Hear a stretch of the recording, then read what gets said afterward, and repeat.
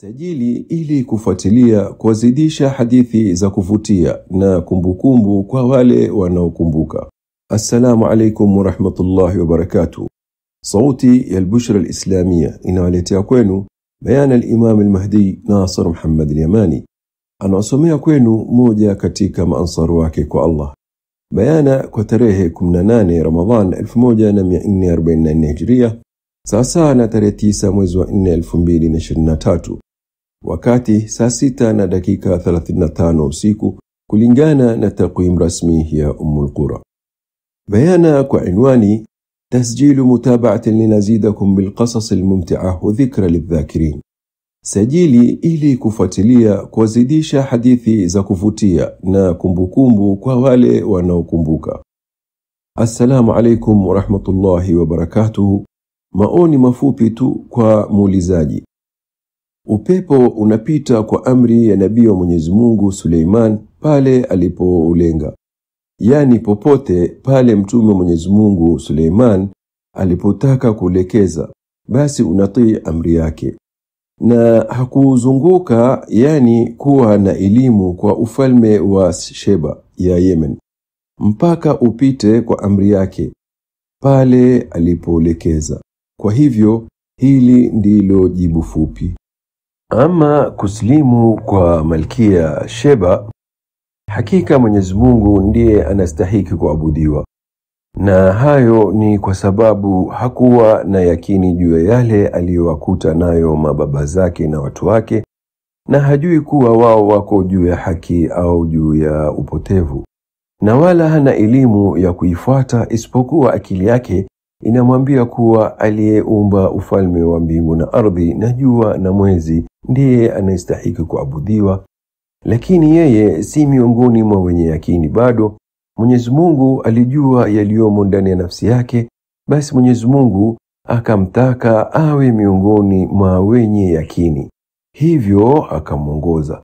Basi Mwenyezi Mungu alimfunulia waziri wa nabii wa Mwenyezi Mungu Suleiman kuhusu upande wa ndege, ambaye ni ndege Hudhud, aende Sheba Yemen ili kuchunguza ufalme mkuu wa Sheba na kuangalia malkia na watu wake kile wanachoabudu. Kwa hiyo Hudhud huyu alisafiri kwa siku chache kadhaa mpaka akaufikia ufalme wa Sheba.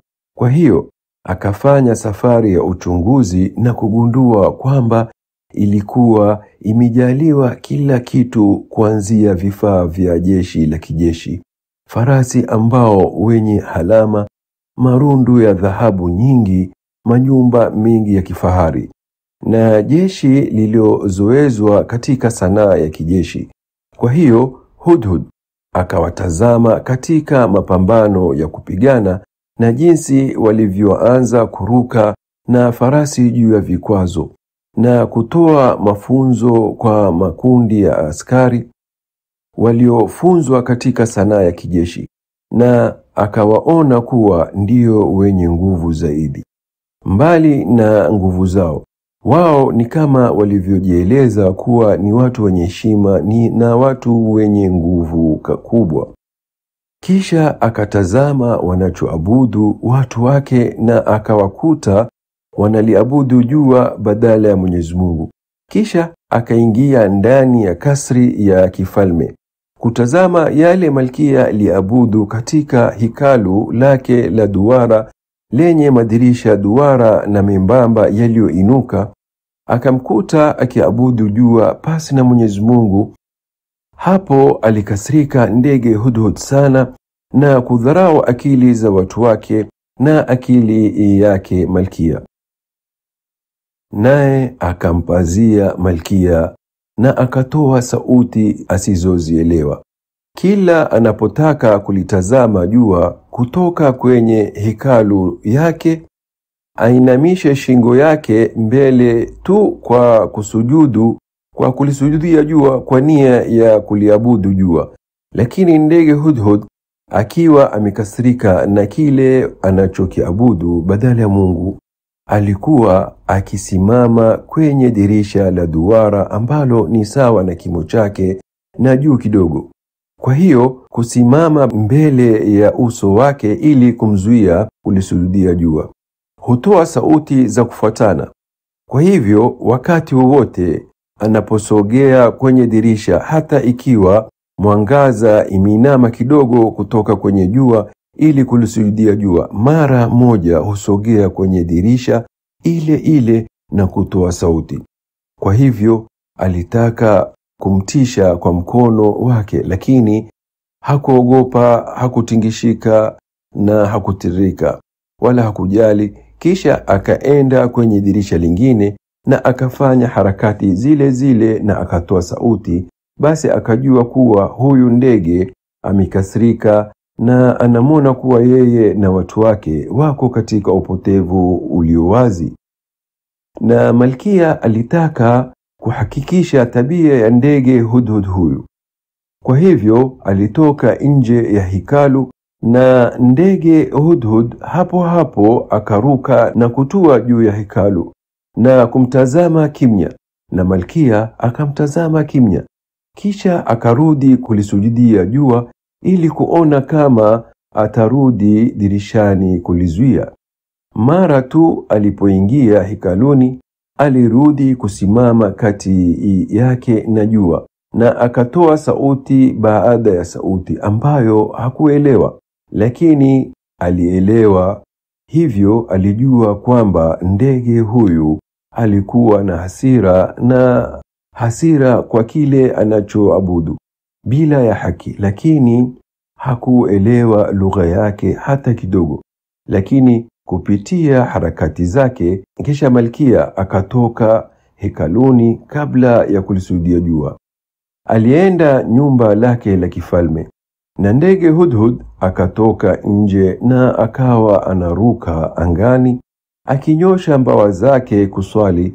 Akawa yoswali na kumwomba Mwenyezi Mungu Mola wake mlezi ya kwamba hakulisujudia jua, labda angeelewa kusudi lake. Kisha Hudhud akamwendea Malkia ili kumuonesha kwamba kuridhika na furaha yake.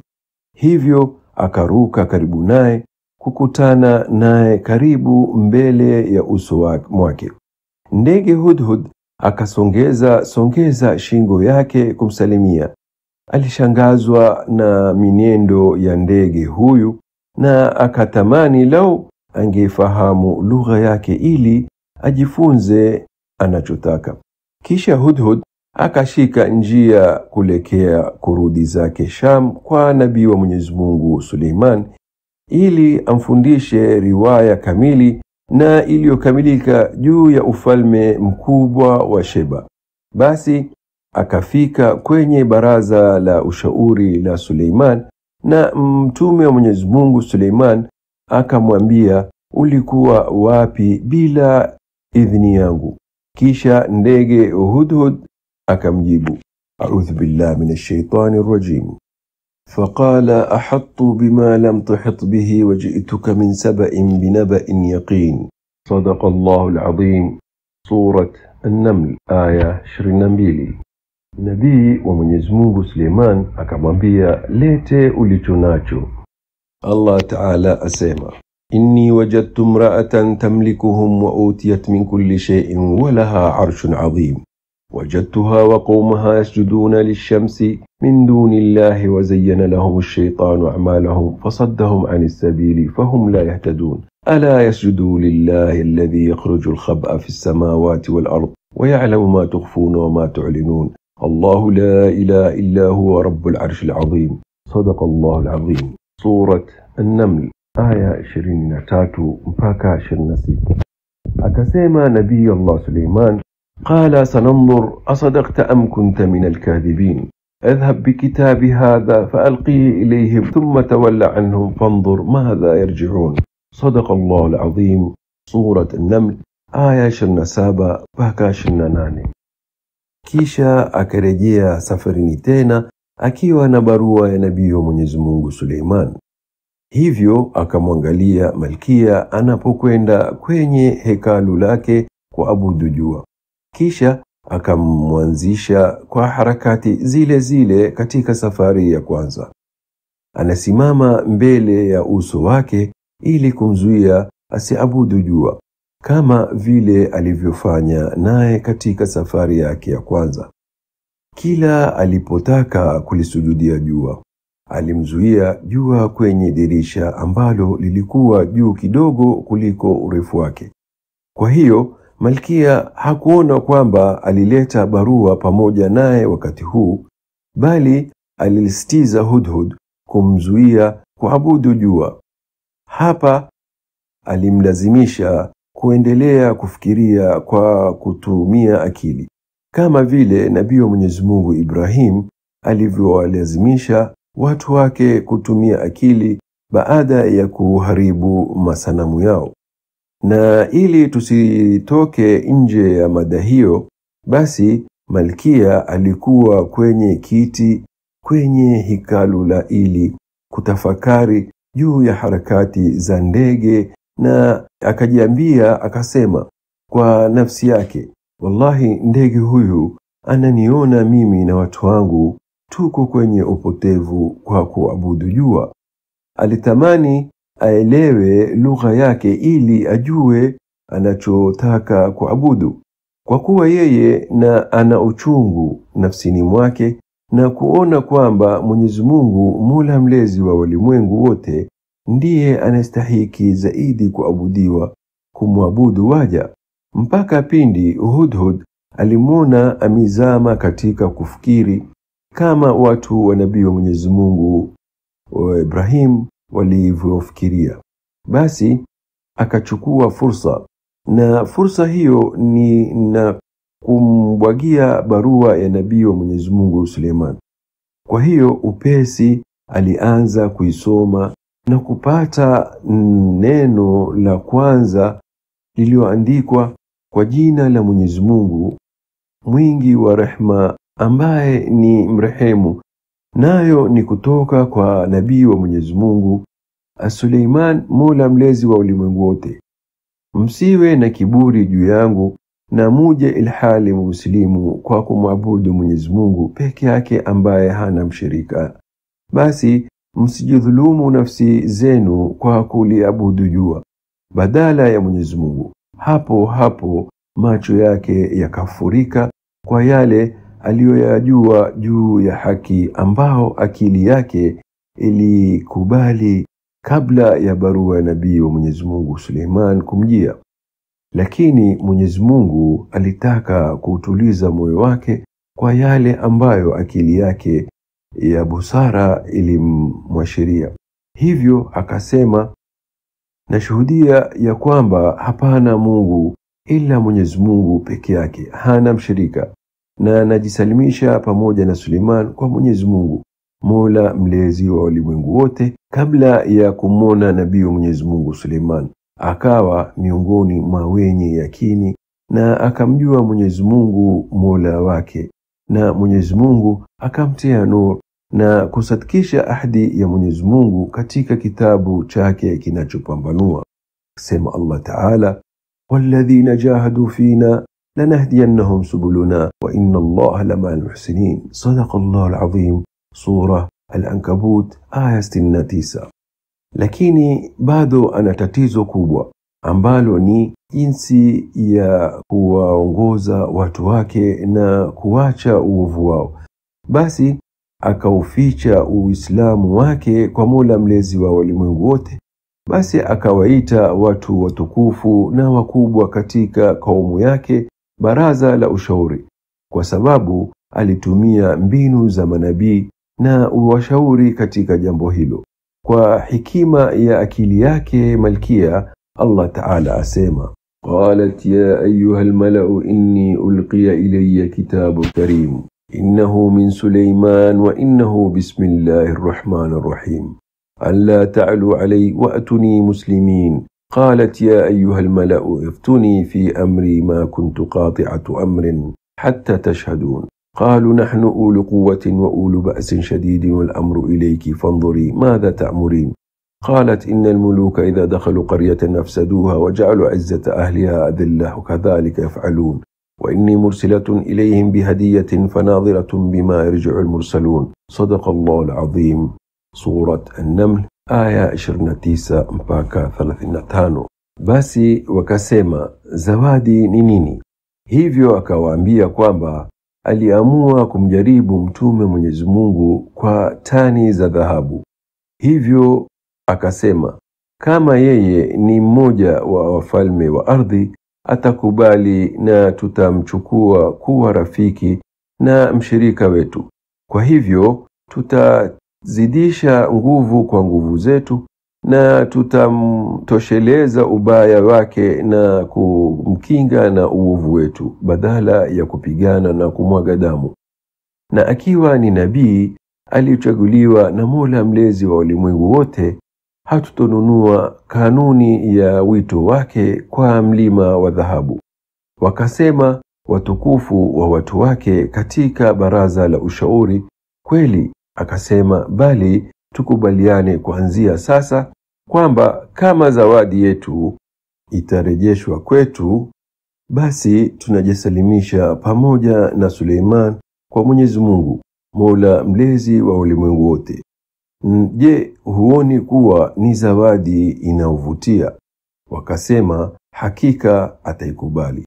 Basi tutajiepusha na shari yake, na tutamlinda na shari yetu, na tutamchukua kuwa mshirika wetu. Ewe Malkia, tulikubaliana na wewe.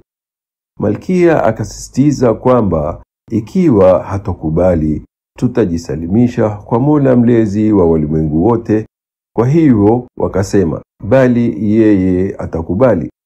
Alisema, tukubaliane kuanzia sasa na kuendelea. Wakasema, basi sawa, na sisi tunawangoja pamoja naye watakayorudi wajumbe.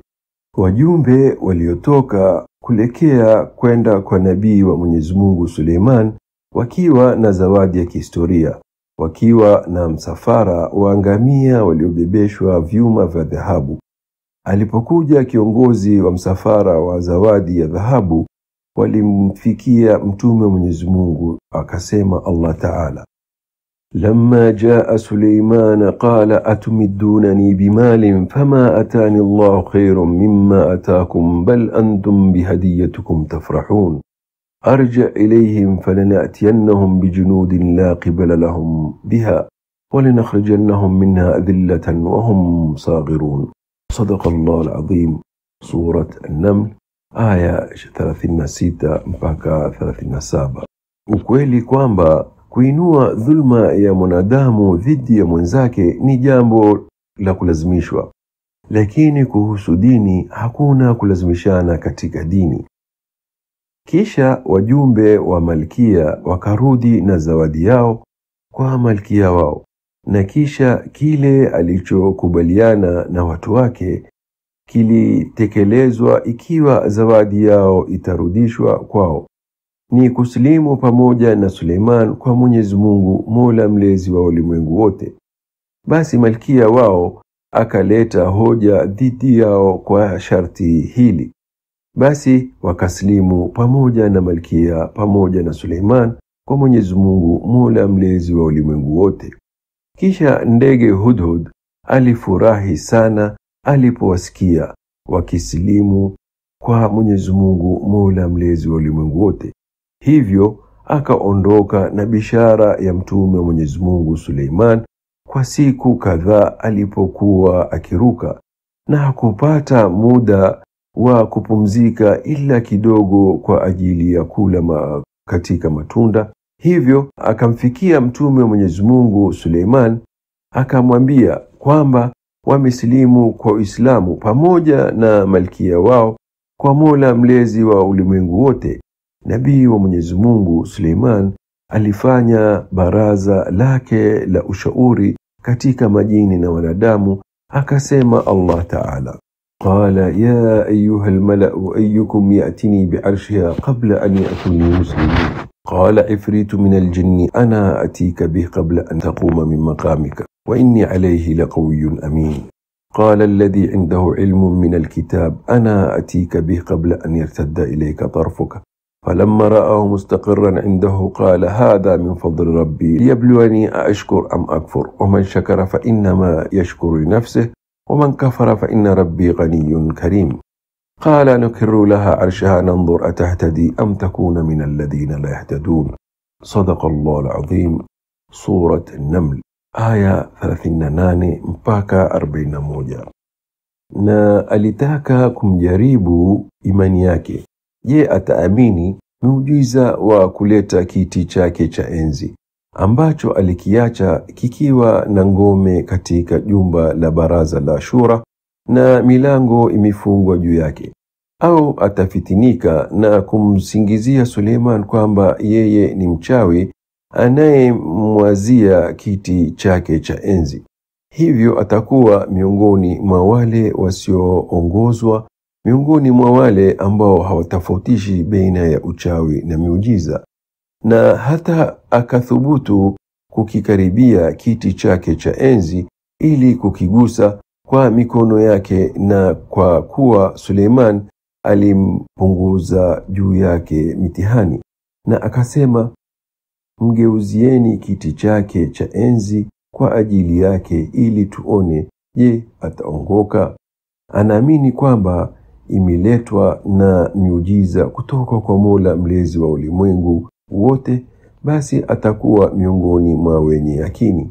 Akasema Allah Ta'ala, فلما جاءت قيل أهكذا عرشك قالت كأنه هو أوتينا العلم من قبلها وكنا مسلمين. صدق الله العظيم. سورة النمل آية 42. Na swali linalojitokeza ni nini umuhimu ya jibu hili kubwa na kukiri kutoka kwa Suleiman elimu yake? Kwani alisema tu ni kana kwamba ndicho. Na jawabu, kama tulivyoeleza hapo awali katika bayana ya zamani, ni kwamba Malkia alimkonyeza jicho nabii wa Mwenyezi Mungu Suleiman ili afahamu kuwa ndicho kiti cha enzi, kwani alikiona kiti cha enzi alipokikaribia.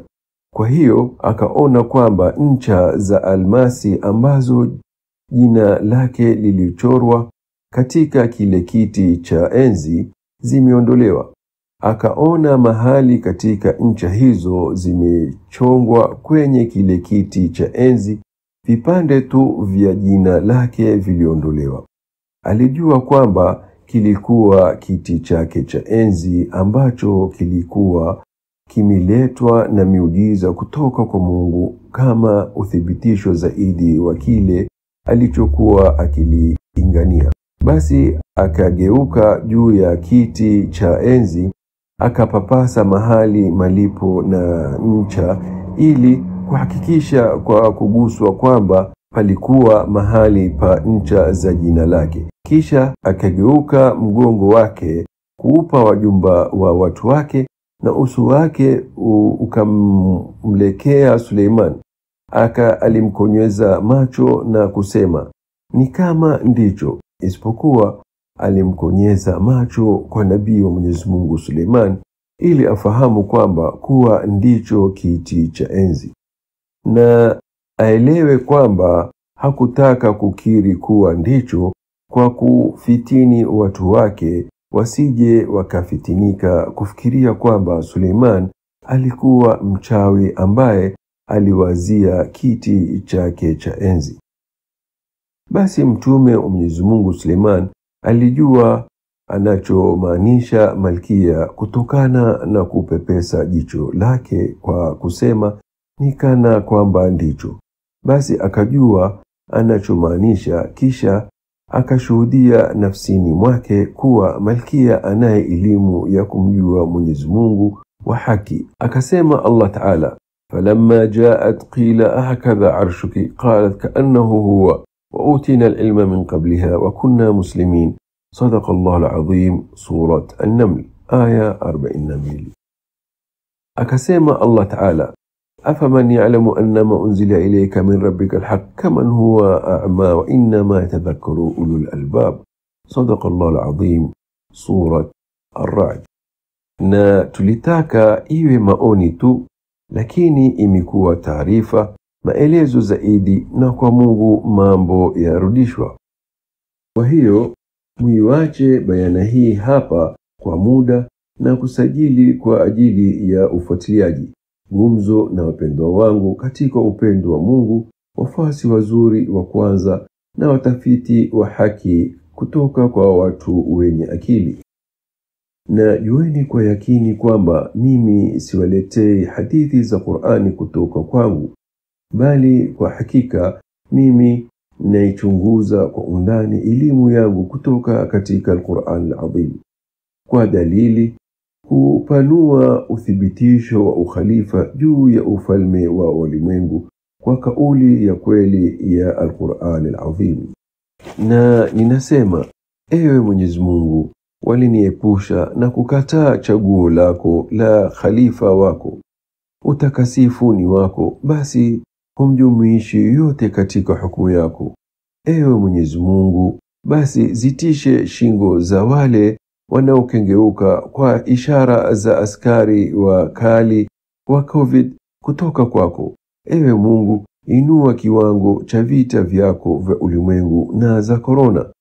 Ewe Mola, waongoze miongoni mwa waja wako ambao lao wangejua kweli wangelifuata. Je, Mwenyezi Mungu si ni mjuzi zaidi wa wanaoshukuru? Na salam juu ya mitume na alhamdulillah rabbil alamin. Khalifa wa Allah juu ya ufalme wa ulimwengu, Imam al-Mahdi Nasr Muhammad al-Yamani.